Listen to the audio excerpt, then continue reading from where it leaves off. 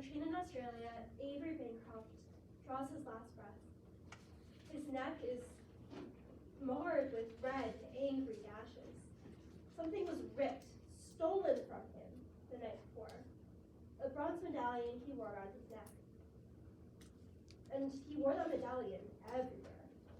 And so when we follow that medallion, well, that leads to his killer. That medallion is clenched in the hand of Taylor Hobson, his child, and the defendant in today's case. Because you see, Miss Hobson had 6 days to pay a $1.2 million debt. And with no income, no savings, and no assets, well, the defendant steps aboard the train to beg their father for money. And when Mr. Bancroft responds by trying to cut the defendant out of his $380 million estate, well, the defendant exploits Mr. Bancroft's fatal weakness, potassium. Because Mr. Bancroft had chronic kidney disease, making even a single drop of potassium fatal to him. So the defendant pours a bottle of banana extract full of potassium when their father is peacefully sleeping. And they even take a trophy. They yank and wrench that bronze medallion off of their father's limp body. Because the defendant poured the poison for the payout. Now, members of the jury, today I represent Miss Shannon Shahid, Mr. Bancroft's youngest daughter. She's grieving the death of the father she never got to say goodbye to. And in today's Slayer statute proceeding, as a plaintiff, we must prove to you, by a preponderance of the evidence, that the defendant was a culpable actor in the death of their father. Now, all this means is that you think, more likely than not, the defendant acted with the expectation of causing their father's death. And we'll show you that with 3 things. Why, when, and how. So let's start with the why. Why do we know that the defendant wanted to cause their father's death? Well, a photojournalist and passenger on the train, Harley Kim, asked the defendant, "Did you know your father was cutting you out of the will?" And the defendant's smile just drops. And she says, "I don't know what you're talking about." Now, second, when? You'll hear from Dr. Hillary Edmonds, a passenger on the train who reviewed the medical autopsy of Mr. Bancroft. He'll tell you that there were high doses of 2 substances in Mr. Bancroft's system: Ambien, a sleeping medicine, and potassium, the very thing fatal to him. And Mr. Bancroft ingested this at around 3 a.m. on the morning of April 25th, 2024. Moreover, Mr. Bancroft had red, angry ligature marks all over his neck on that autopsy, as if something had been yanked and wrenched from his neck. Now, finally, how? How did the defendant kill their father? Finally, you'll hear from passenger and detective Jordan Nathanson, who sees the defendant holding a bottle of banana extract full of potassium. He also learned that Mr. Bancroft took high doses of Ambien every night to sleep. And with their father knocked out, peacefully sleeping, the defendant pours the poison for the payout.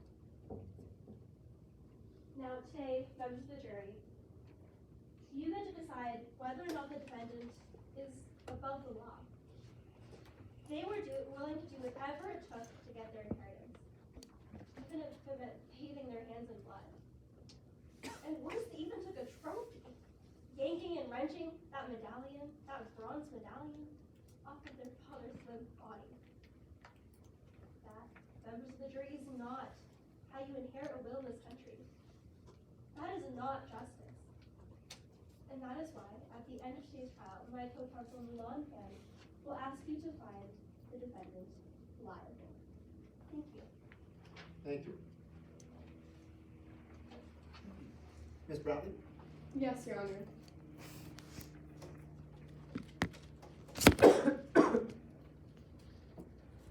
May I proceed? You may. The poison was prescribed. 2021, a doctor sits in front of their television screen, watching the blinding glow flicker the words, tax fraud, embezzlement. Now they're a doctor with their own private practice. These words, they're not just words, they're falsified headlines. Headlines that leave them watching their patients file out of their office doors. Headlines that leave them no option but to shut down their own clinic. Headlines that leave them with nothing. The career that they poured everything into, gone. Members of the jury, you'll learn that this doctor is the plaintiff's expert witness, Dr. Hillary Edmonds. And the evidence will show that Mr. Bancroft was the one that put those falsified headlines on his TV. And that when he found out about those headlines, he came up with a plan. A plan to prescribe poison. Now, Dr. Edmond isn't the defendant in today's trial because the plaintiff is trying to blame Mr. Bancroft's own daughter. Now, she poured poison for a payout. Members of the jury, this is Miss Hobson. She's a daughter, a fiance, a sister, not a killer.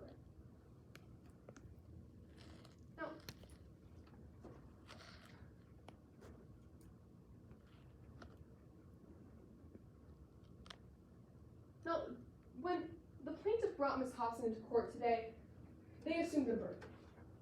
A burden to prove by a preponderance of the evidence that Miss Hobson was a culpable actor in the death of her own father. That their story is the most likely explanation for how Mr. Bancroft died. Now, as a defense, we have no burden, and yet we will show you a more likely alternative, Dr. Edmond. And we'll do that with 3 points. 1, Dr. Edmond, his life was ruined by Mr. Bancroft. That he grew resentful, and that he got revenge. So let's take each of those points one by one. Starting with Mr. Bancroft ruining Dr. Edmond's life. Now, Dr. Edmond will take this witness stand before you and testify themselves about the tax fraud and the embezzlement claims, about him shutting down his practice, about squarely blaming Mr. Bancroft for all the pain that has been brought into his life. He'll tell you that himself. That brings me to point number 2. Dr. Edmond grew resentment towards Mr. Bancroft. Now, you'll hear all about the pain that Mr. Bancroft brought into Dr. Edmond's life.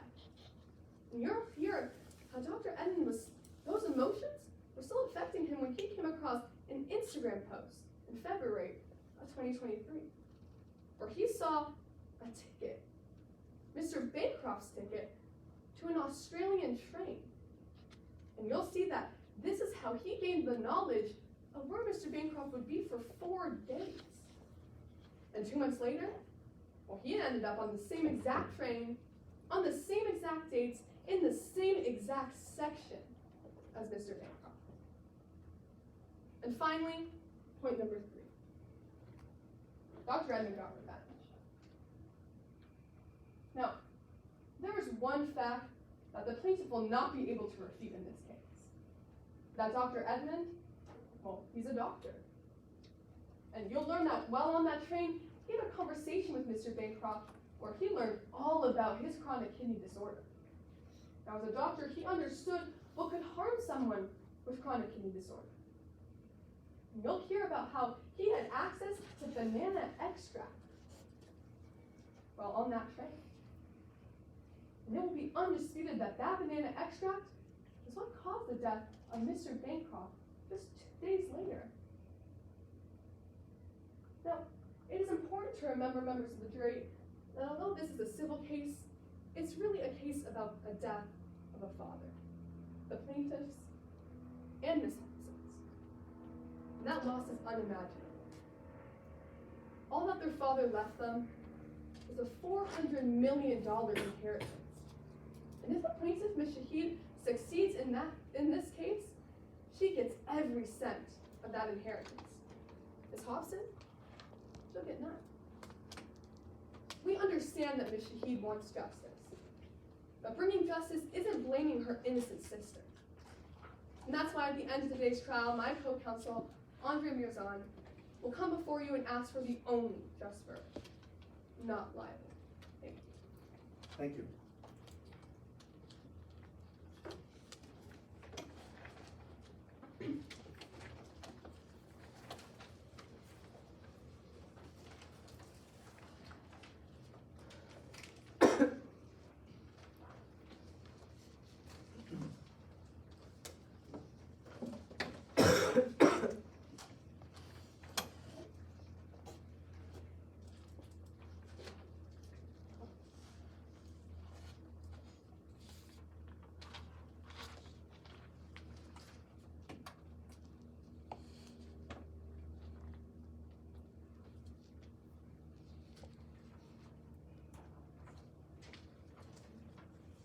All right, plaintiffs, would you like to call your first witness? Yes, the plaintiff calls Dr. Hillary Edmond to the stand. Dr. Edmond?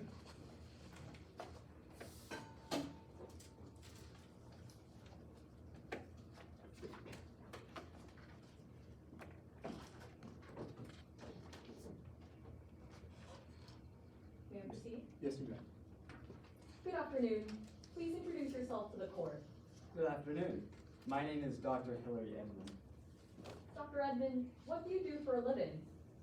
Well, I used to be a pulmonologist, but to be completely honest with you, the office life wasn't for me. I've always been called to the mountains, so I'm very fortunate to say that I currently work in the Andes Mountains as a medical consultant, where I treat failures of all major internal organs. Can you tell us a bit about your credentials? Of course. So I first received my bachelor's from Colorado College before going on to receive my MD from the Strict School of Medicine. I then went to Alaska where I completed my residency, first focusing on internal medicine before specializing in pulmonology. Throughout my time as a physician, I've published several reports on heart and kidney diseases. Now, Dr. Edmond, you said your residency had a focus on internal medicine. What does that cover?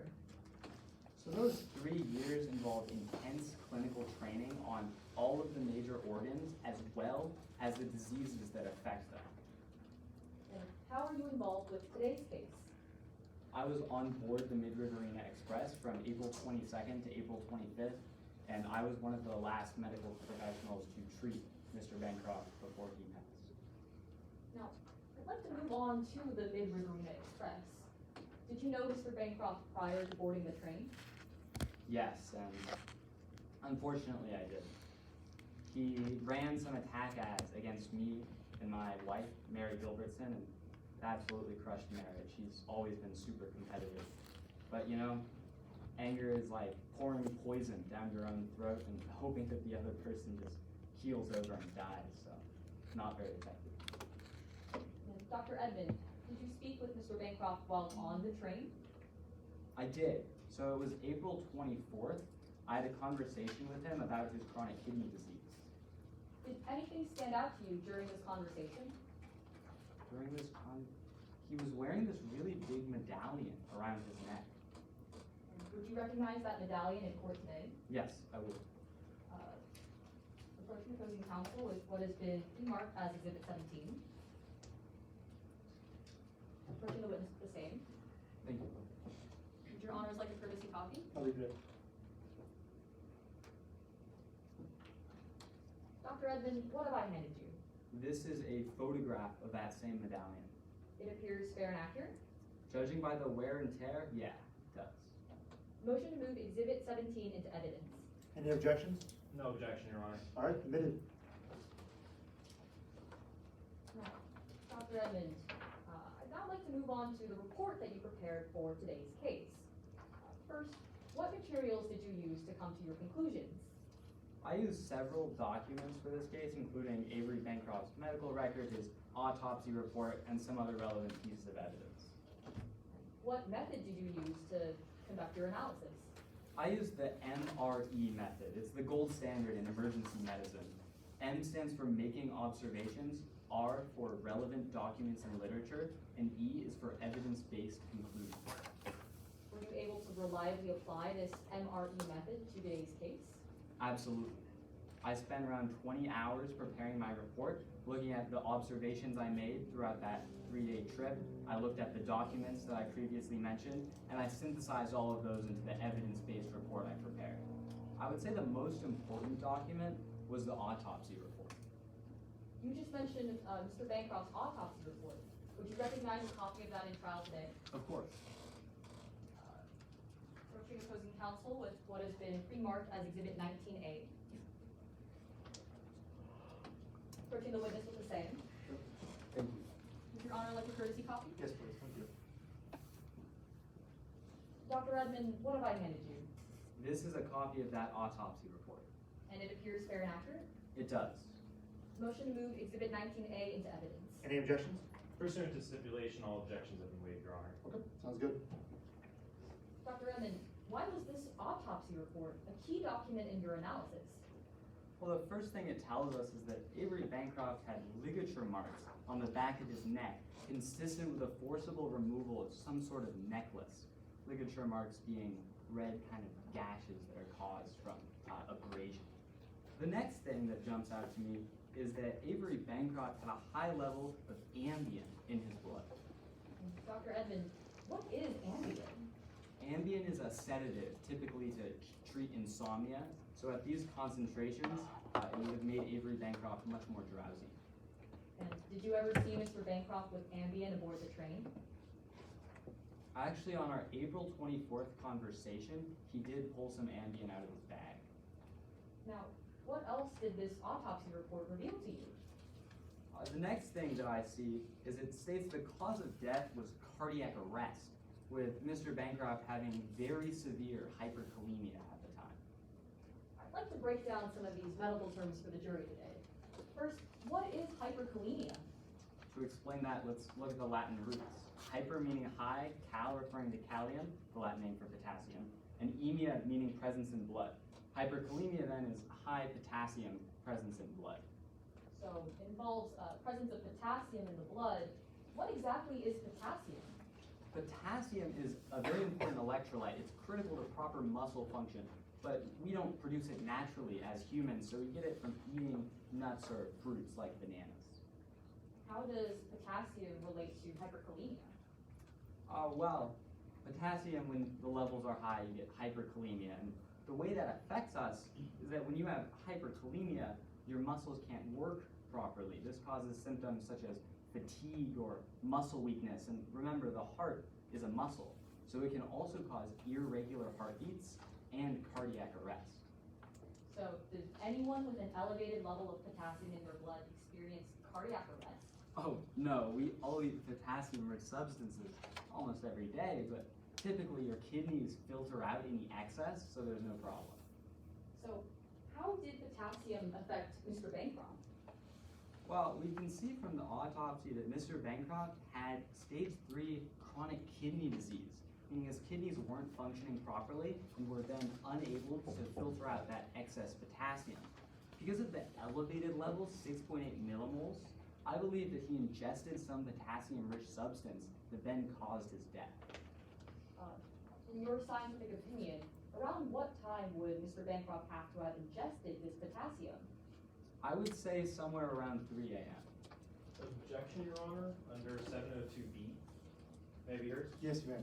I don't believe that the expert has laid enough foundation to be able to pinpoint the exact time that they were able to analyze this potassium would have been induced by Mr. Bancroft. There's a significant amount of testing that goes into that, and all this witness has said is that they reviewed an autopsy, death certificate, medical record, and a bottle of concentrated banana extract. None of those materials would allow the expert to be able to make that conclusion. So just to be clear, counsel, you don't think that they have enough sufficient facts and data to support this conclusion? Yes, Your Honor, that's right. They haven't, that testimony has not been brought out by the witness. Response? Yes, Your Honor. In this case, this witness has already testified as to their extensive years in medical training and experience with a focus on internal medicine, kidneys, and the diseases that affect them.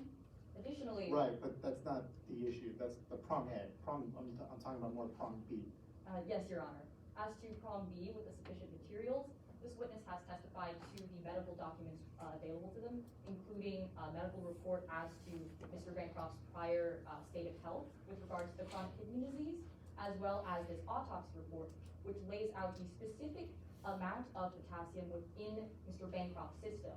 This witness we have laid sufficient foundation for this witness to testify based on their prior medical experience, as well as the materials they had available to them, based on the amount of potassium within Mr. Bancroft's system and his prior established illness, at what time he would have had to ingest this potassium. So just to be clear, right, you're saying that the autopsy and his medical expertise allows him to make the determination that it's at 3 in the morning? Yes, Your Honor. Okay. This witness has testified to the millimole amount that was detected within Mr. Bancroft's system, as well as the time of death included on the autopsy. And based on this witness's experience as a doctor, there is sufficient foundation to show the jury that they are able to come to this conclusion. No Okay. further foundation is needed. I agree, overall. Yes, Your Honor. Just to re-ask that question, around what time would Mr. Bancroft have to have ingested this substance? I would say around 3 a.m. Now, did you ever see a potassium-rich substance aboard the MRE? Not aboard the train per se, but on one of the excursions in Hondorf at this store, I saw Taylor Hobson holding a bottle of concentrated banana extract, which would be very high in potassium. Would you recognize that bottle of banana extract in court today? Certainly. Approaching opposing counsel with what has been, with Exhibit 40. Approaching the witness with the same. Thank you. Dr. Edmond, what have I handed you? This appears to be that same label that I saw on the bottle Taylor Hobson was holding. It appears fair and accurate. Yes. Motion to move Exhibit 40 into evidence. Any objections? No objections, Your Honor. All right, we're good. And Dr. Edmond, when you saw the defendant holding that bottle of banana extract, what were they doing? Taylor was talking to an employee. They actually asked if there was anything stronger. And when were they having this conversation? This conversation was while they were holding this bottle of banana extract on April 23rd. And, finally, Dr. Edmond, could that extract have killed Mr. Bancroft? Certainly. So a potassium-rich substance has over around 10 to 12% daily value of potassium. This extract actually says here that it contains 200% the daily value of potassium. Thank you, Dr. Edmond. No further questions at this time. Permission to retrieve the exhibits, Sure. unless the opposing counsel would like them on hand. You could leave 40A up there on B. What are the two that the doctor has in his hand right now? You can 17 retrieve both of those. and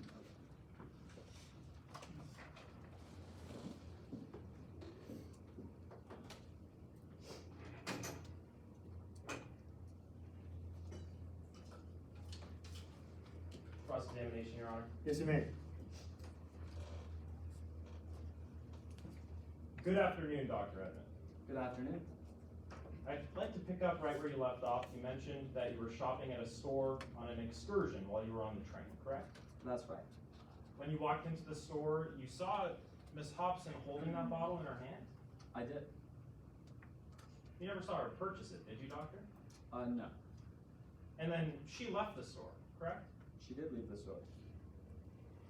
After Miss Hobson left the store, you stuck around for a while, didn't you? I did.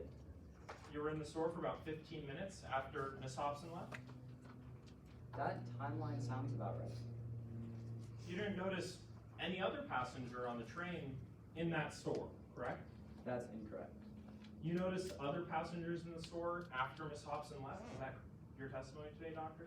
After Ms. Hobson left? Sorry, I didn't know that you had specified that. No, I did not see anybody after Taylor Hobson left. So doctor, it's possible you could have picked up the potassium supplement that she left on the shelf, correct? Well, I obviously did pick it up because I've seen it. Oh, so you did pick it up in that store, correct? I examined it, yes. I wanted to know what Taylor Hobson was looking at.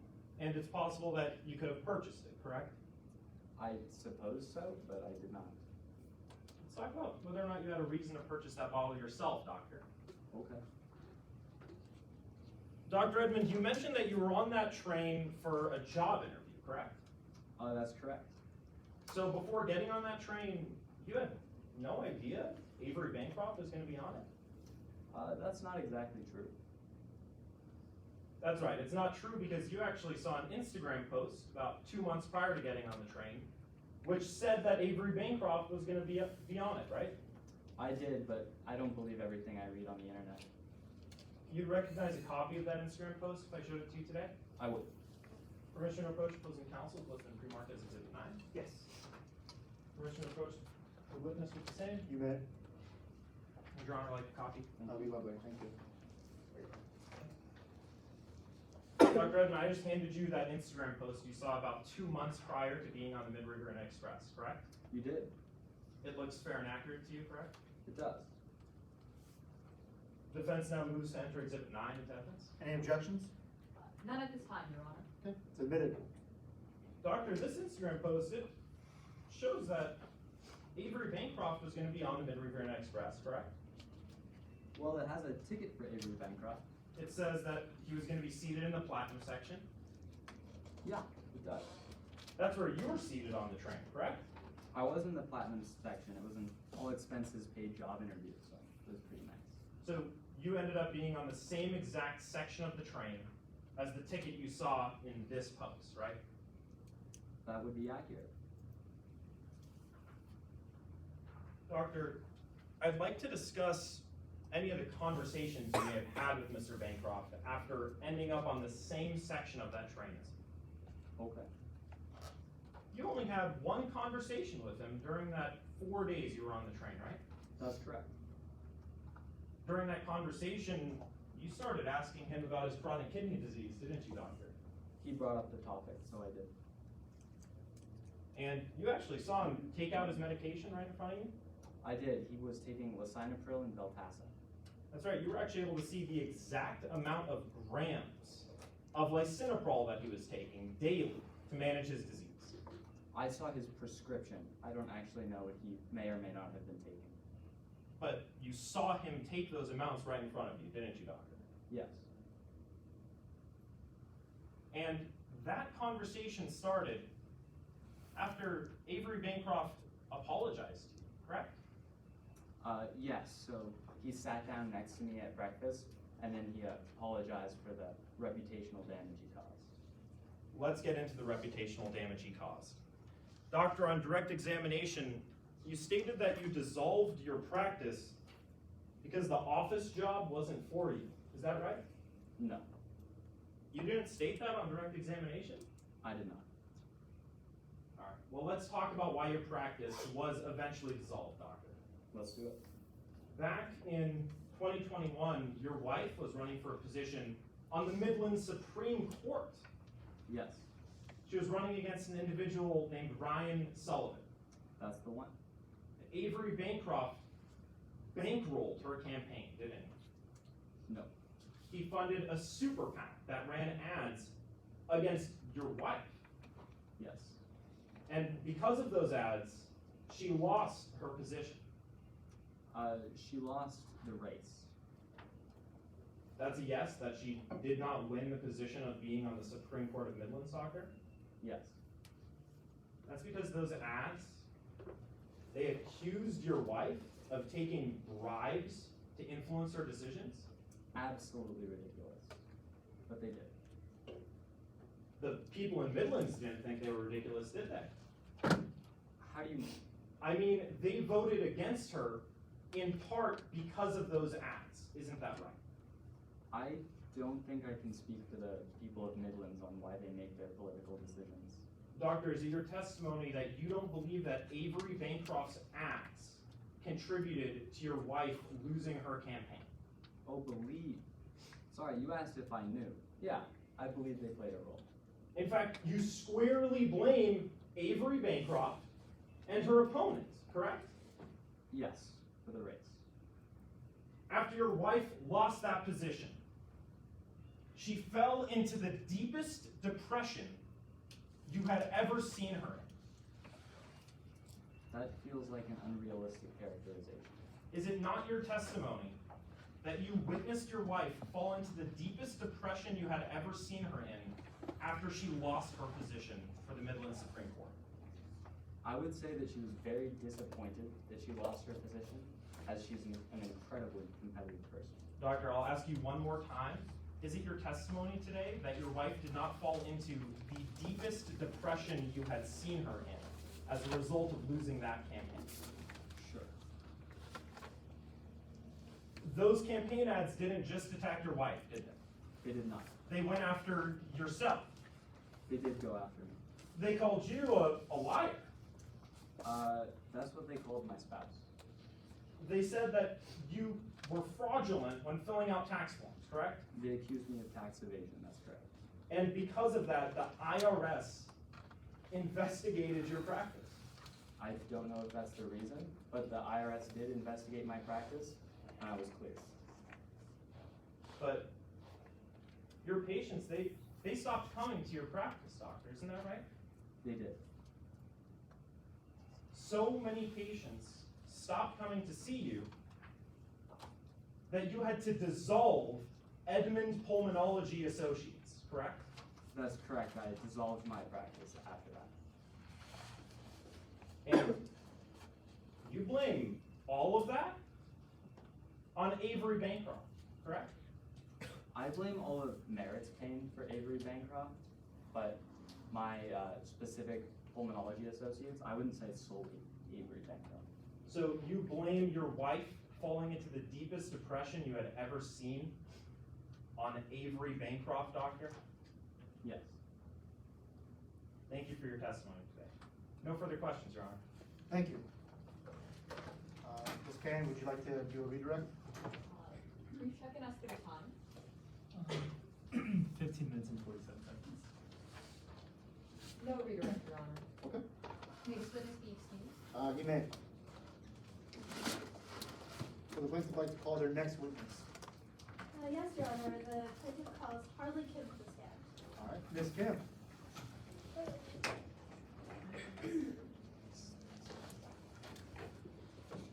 And Your Honor, before I begin, may I just take the bottle? You may.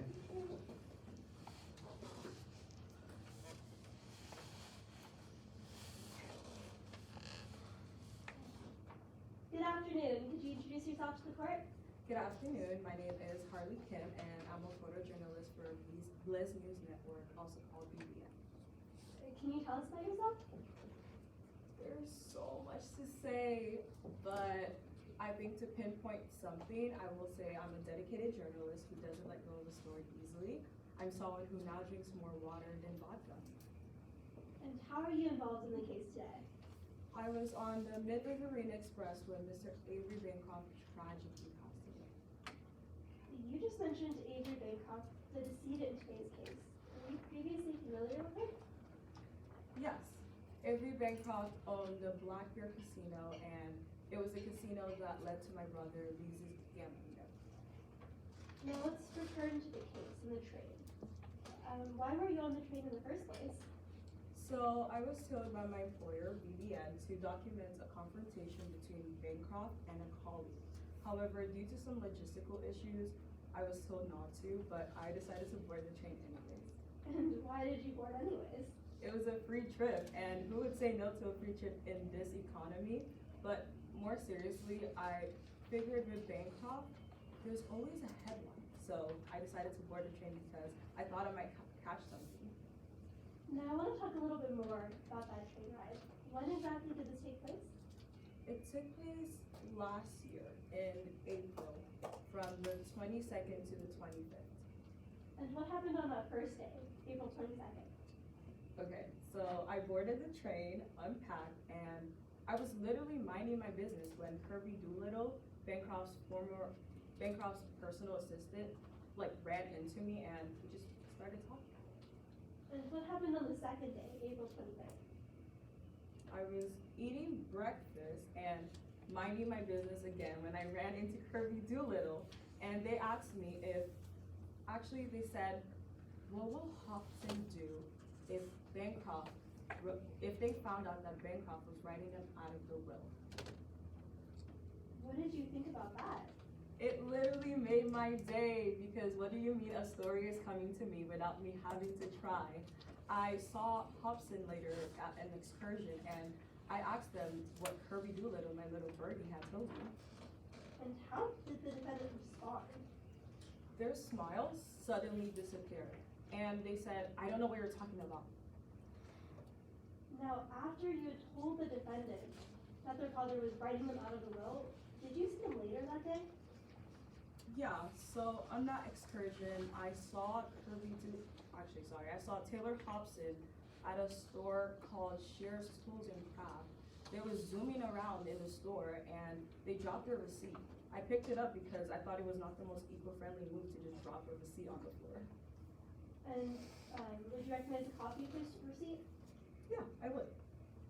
Your Honor, pushing counsel with what has been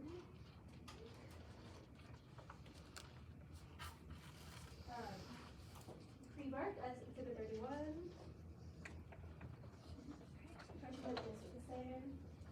Would Your Honor like a courtesy copy? That'd be great, thank you. Now, Ms. Kim, what have I just handed you? This looks like the receipt that Taylor Hobson dropped when they were zooming around in Shear's Tools and Craft. Does it look like a fair and accurate copy? It does.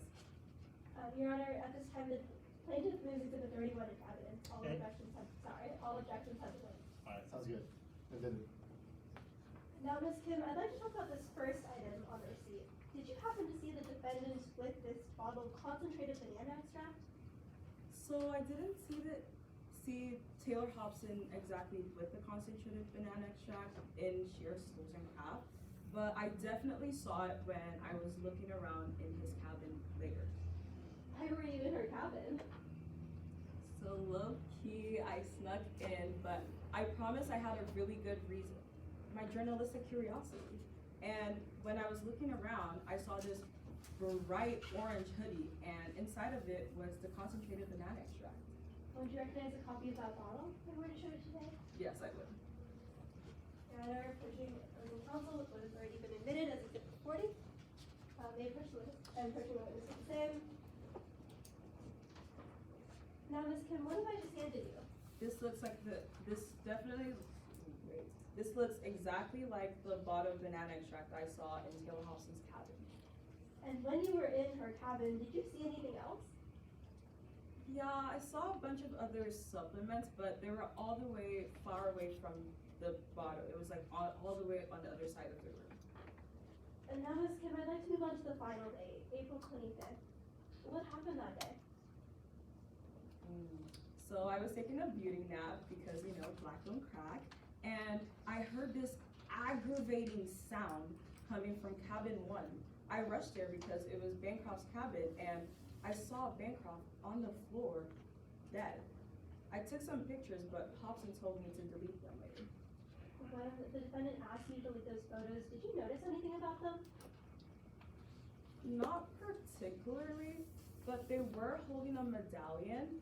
It was bronze and definitely one of a kind. It looked like the cord at the back had been snapped.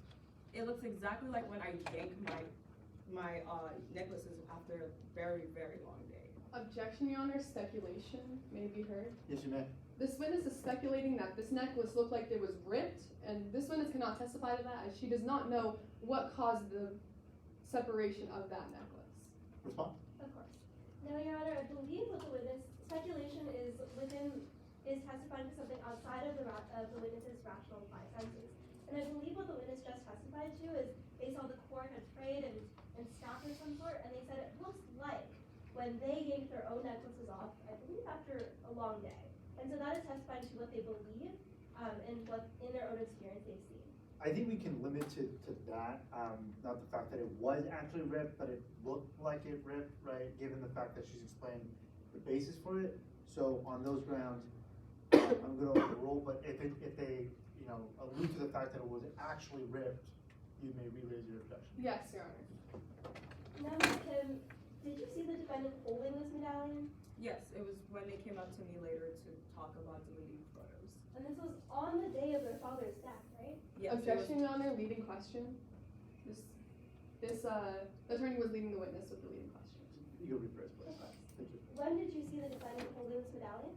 It was right after I had seen his father dead, and they came up to me. Your Honor, no further questions. Okay. May I retrieve these exhibits? You may.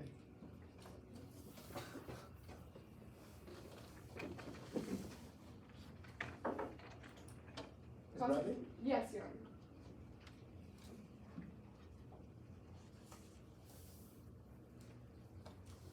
You may proceed. Now, you talked a lot about your journalism on the train. I want to talk a little bit more about that.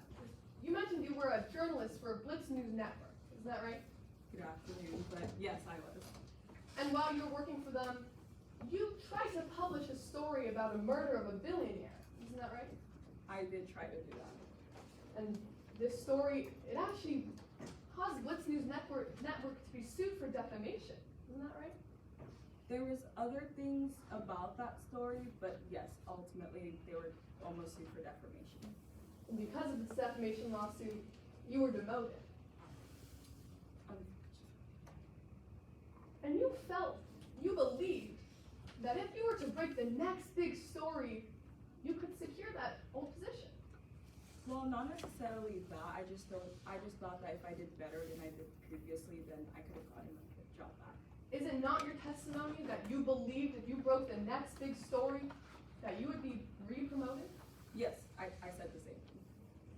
Now, on that train, you were specifically there to start a story about Mr. Bancroft, isn't that right? No, I was not there to start a story. I was there to find a story. To find a story on Mr. Bancroft, Yes, find a story. who is a billionaire from your hometown. He is. So, now you're here testifying about a story of the death of a billionaire. A story that I found coincidentally.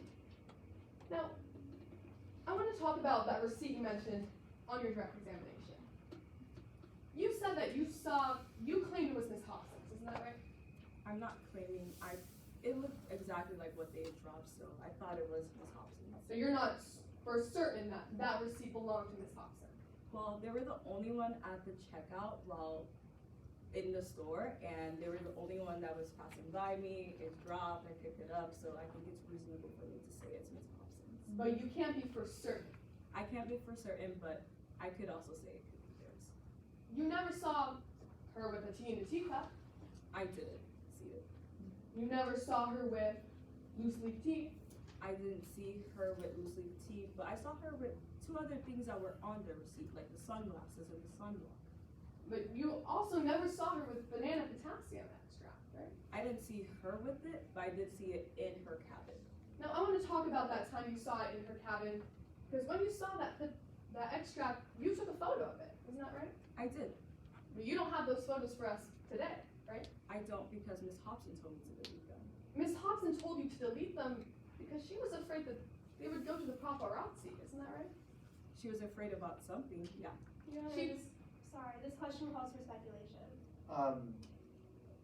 How so, counsel? I believe the opposing counsel just asked this witness something about Miss Hobson being afraid, and that would require this witness to delve into the mind of Miss Hobson, which they're unable to do. May I be heard, Your Honor? Yes, you may. The specific question was that Miss Hobson told her that she was worried that these photos would end up with the paparazzi. So this is not speculation. That's what I thought I heard too. I'm gonna overrule it. Yes, Your Honor. Now, Miss Hobson told you she was afraid these photos would end up with the paparazzi, isn't that right? Yes, but I wasn't really sure why they would be afraid, but they were. Now, you took photos throughout the entire trip, isn't that right? I took a lot of photos. They were so pretty. Including the day Mr. Bancroft died. That wasn't pretty, yes, but I took that. Now, you took photos of Mr. Bancroft on the floor. Yeah, I did. It's very sad. You took photos of Miss Hobson's dead father. Yes, I did.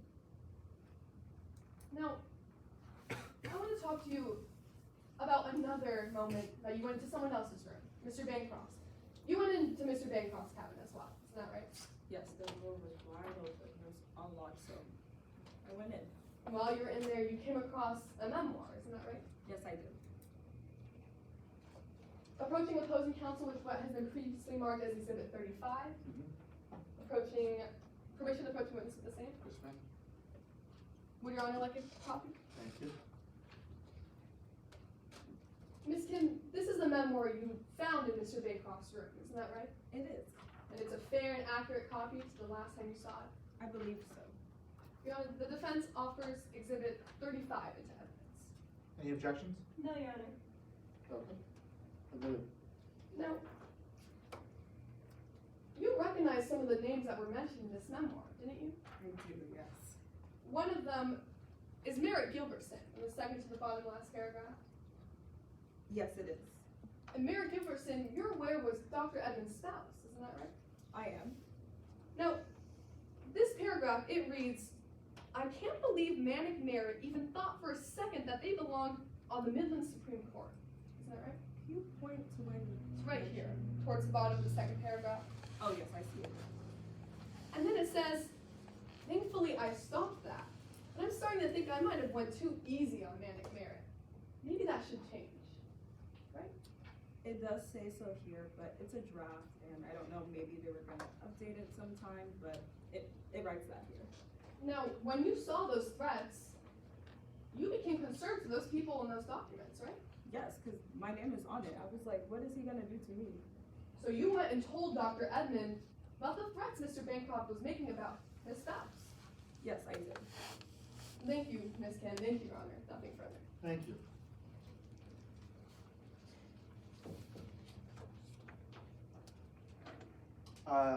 Ms. Chang, would you like to do a redirect? No, Your Honor. May this witness be excused? Yes.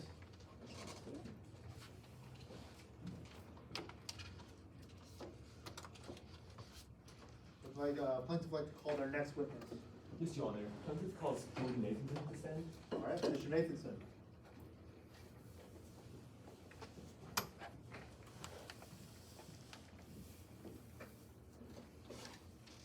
May I proceed? Yes, you may. Good afternoon. My apologies. Could you please introduce yourself to the court? Good afternoon. My name is Jordan Nathanson. Mr. Nathanson, what do you do for a living? Well, I'm in law enforcement. Specifically, I started working in the behavioral analysis unit of the FBI where I worked on just about everything. I mean, you name it, I've seen it. Nowadays, though, I run Nathanson Investigations, a PI firm I founded just over a decade ago, so that I can have a bit of a better work-life balance and be more involved in my church community. How are you involved in this case? I was aboard the Mid-Riverina Express. I was on my way from a case in Sydney, Australia, to a case in Perth, Australia, for a client back home in Midlands by the name of J.C. Longstreet. While I was aboard the Mid-Riverina, though, Avery Bancroft passed away. After hearing about my presence on the train, the plaintiff in this case reached out to retain me for my investigative expertise. You just mentioned the plaintiff had retained you. So how did you prepare for this case? I investigated alongside and underneath the supervision of the Aussies. We collected physical and forensic evidence that I then synthesized with my decades of law enforcement experience, as well as the observations I made during my time aboard the Mid-Riverina Express, to offer my insight into today's case. You just mentioned you were involved in the investigation of Mr. Bancroft. Are you familiar with how he passed away? Yes, sir, I am. I reviewed multiple medical documents in preparation for today. Would you recognize these documents if shown in court today? Yes, sir, I would. Permission to approach opposing counsel with what has been previously marked as 19A and 20.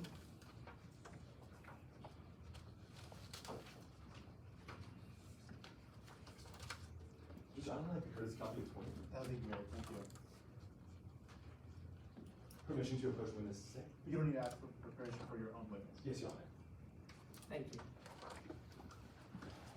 Mr. Nathanson, what did I just hand you? This appears to be a copy of Avery Bancroft's most recent medical records, as well as his autopsy, sir. What do these documents review about Mr. Bancroft's death? This medical record indicates that Avery Bancroft was chronically ill, that he suffered from lifelong chronic kidney disease, and that excessive potassium intake could be fatal. It says that Taylor Hobson accompanied Avery when he came into my office. The autopsy also reveals that the cause of Avery Bancroft's death was cardiac arrest, sparked by severe hyperkalemia, or the elevated presence of potassium in the blood. You just mentioned that Mr. Bancroft is fatal to potassium. Did you see any source of potassium during your review of evidence? Yes, sir. During my time aboard the Mid-Riverina Express, I came into contact with one example of an excessive source of potassium. It was a bottle of banana extract. Would you recognize that bottle that was shown today? Yes, sir, I would. Director, like I'm now approaching opposing counsel with has been previously entered as 40B. Now approaching witness assent. Thank you. What did I just hand you, Mr. Nathanson?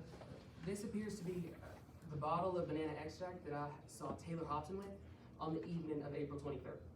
You just said you saw the defendant was a potassium-rich banana extract bottle. Could you tell us a little more about that interaction? Yes, sir. On the evening of April 23rd, there were 2 excursions. My group went to the South Australian Museum, and we were the first to return. While we waited for the other group to return from their shopping excursion in Hondorf, me and another passenger by the name of Alex Silva chatted by the entryway. Taylor Hobson was the last person to return. Came running into the train like a bat out of hell and dropped this bottle of banana extract on the ground after she crashed into us. Now, how do you know this is the source of potassium? Says it right here on the front. Excellent source of potassium. Does it say how much potassium it contains specifically? Yes, sir. On the back, it says it contains 200% of the recommended daily intake for potassium. That's twice as much as a healthy person ought to consume in an Objection, Your entire Honor, day. may I be heard? On what grounds, counsel? Excuse me, this witness has just testified that this is 200% of what, What grounds, counsel? yes, Your Honor, as to lack of foundation. Okay, and then why? Yes. This witness has just testified that this bottle would have been enough to kill a normal person, or that it was more than 200% of the recommended daily dose. Mr. Nathanson is not an established expert in any sort of medical expertise. Therefore, he is not qualified to testify that this bottle of potassium has this certain amount of dosage that would have any effect on anybody who consumed it. Response? Your Honor, this is not a testimony that Mr. Nathanson is doing. Mr. Nathanson is simply reading off the label, and on the label it says 200% of the recommended daily intake.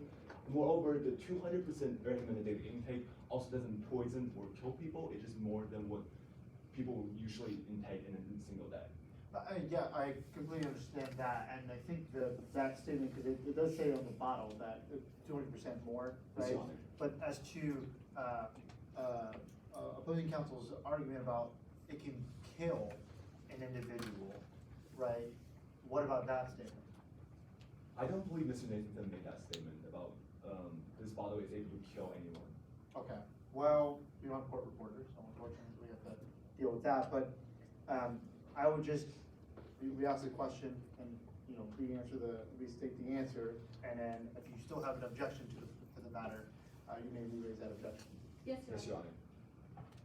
On the label, how much potassium does it say it contains specifically? It says that it contains 200% of the recommended daily intake. Now, just to clarify for the jury, when in relation to Mr. Bancroft's death, did you see the defendant with his potassium-rich banana extract bottle? I saw the defendant, Taylor Hobson, with this bottle of banana extract on the evening of April 23rd, less than 36 hours before Avery Bancroft passed away. After you saw the defendant with his bottle, did you interact with Mr. Bancroft again? Yes, sir. The next morning, I went to the dining car for breakfast, saw him there, and, well, we got to talking. What did you guys talk about? He told me he was planning on taking Taylor Hobson out of his will, and he asked me how I would go about breaking the news. I didn't really have an answer for him, so I told him he needed to pray about it. He kind of chuckled at that and took out a bottle of pills and said, "You think this will work?" What pills were they? It was a bottle of Ambien that I had actually seen Taylor Hobson give to him the night before, on April 22nd, during the welcome dinner. It was before they had gotten into a shouting match that night. How did the conversation go from there? Well, it sort of fizzled out, and I headed back to my cabin. And what happened after the conversation? I called my client, J.C. Longstreet from Midlands, to let him know I'd be arriving in Perth shortly. We got to making small talk. He asked me who I was aboard the Platinum section with. When I got to Taylor Hobson's name, though, he actually told me he was planning on collecting some pretty hefty debts that Taylor owed to him. Now, what happened after your phone call with J.C. Longstreet? I stayed in my cabin for most of the rest of the day. There was a stop at Mill Arbor Plain at around 4 p.m. Shortly after that, I heard shouting coming from the hallway, and I investigated it. And how was your investigation? I headed towards the hallway when I overheard shouting coming specifically from cabin 1, Avery Bancroft's cabin.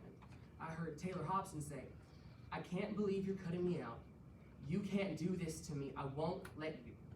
And then she stormed out of the cabin in a hoodie, actually, that was almost as orange as her face was red. After that, Bancroft called out to me. What did Mr. Bancroft try to talk to you about? He wanted to hire me, but I ultimately declined because I didn't believe that there was enough evidence for me to meet his request, and I was already headed to Perth to begin a different investigation. Now, did you notice anything about Mr. Bancroft? Yes, he seemed real worried. I mean, he wouldn't stop fidgeting with this medallion thing strung around his neck. It was pretty flashy, so I asked him about it. Now, would you recognize a picture of this medallion if shown in court today? Yes, sir, I would.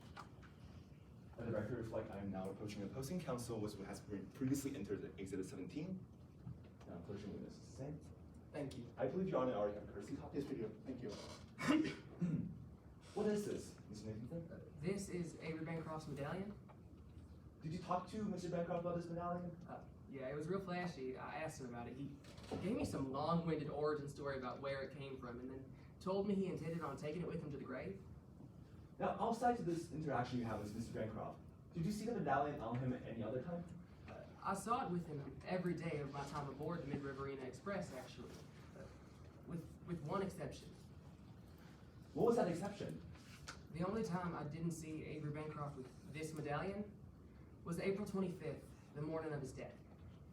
Thank you, Mr. Nathan. No further questions, Your Honor. Thank you. All right. Mr. Wani? Did I pronounce that correctly? Yes. Cross-examination? Yes, Your Honor.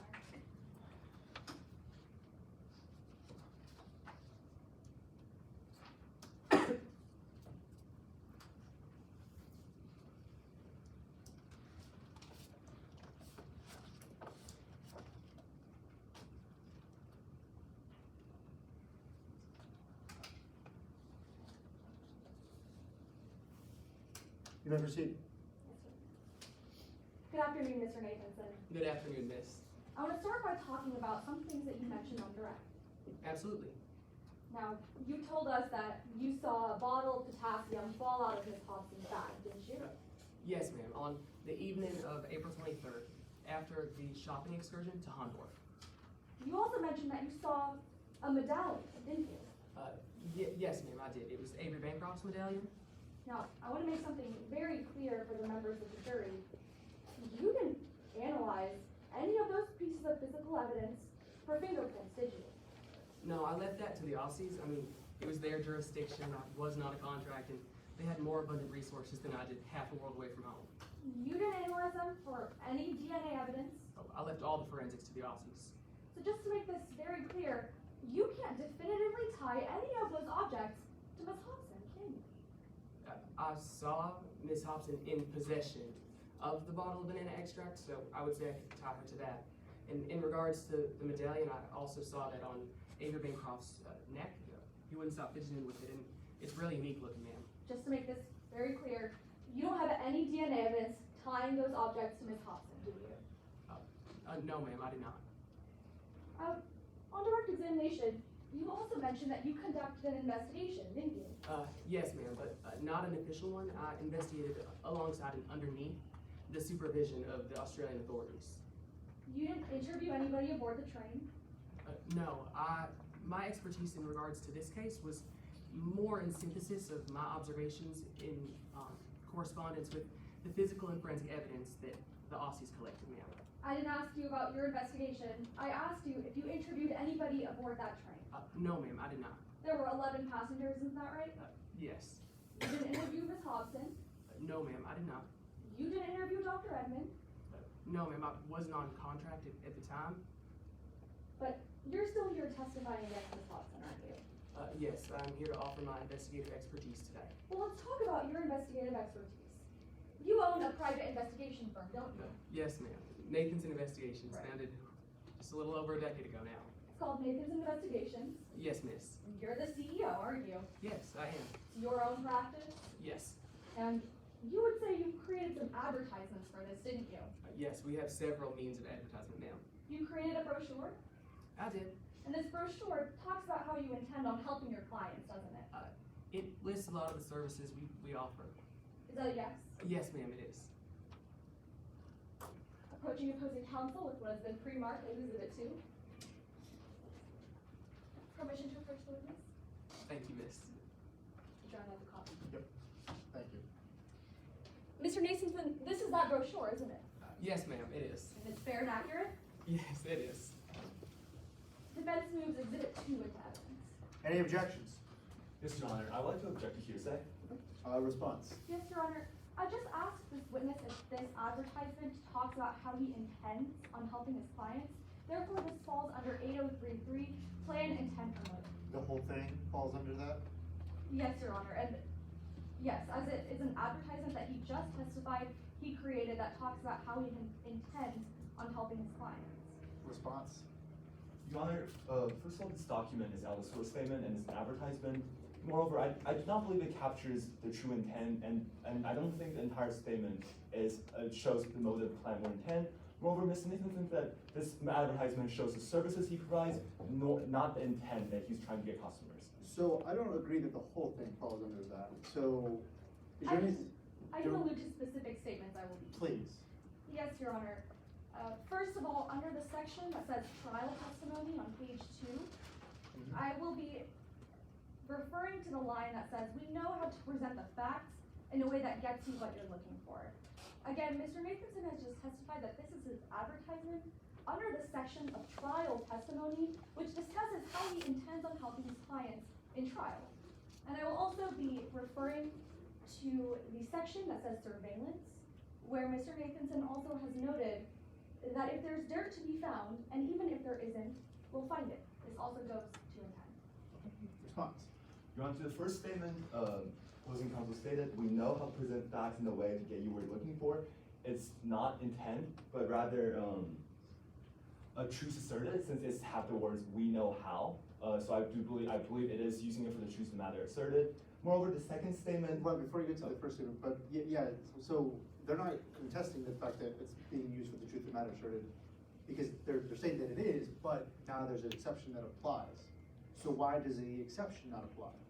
I don't believe this is an intent as the word "we know how," and there's no true plan, motive, or there's no clear motive or intent in this statement alone. Okay. Excuse me, maybe you're in those No.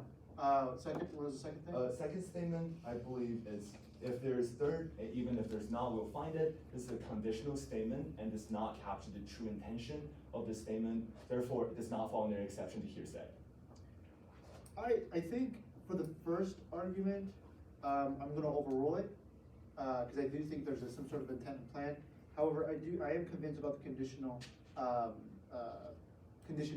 of the plan. So I'm gonna sustain the objection on that ground, and the only testimony that can be allowed would be we know how to present the facts in a way that gets you what you're looking for. Yes, Your Honor. Okay.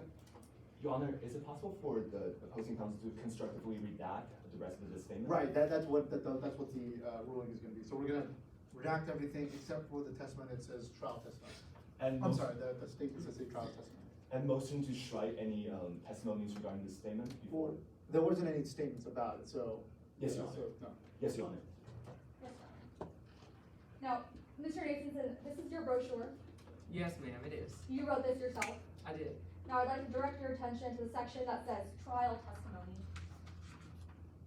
In your own words, you say, we know how to present the air quotation facts in a way that gets you what you're looking for. Did I read that right?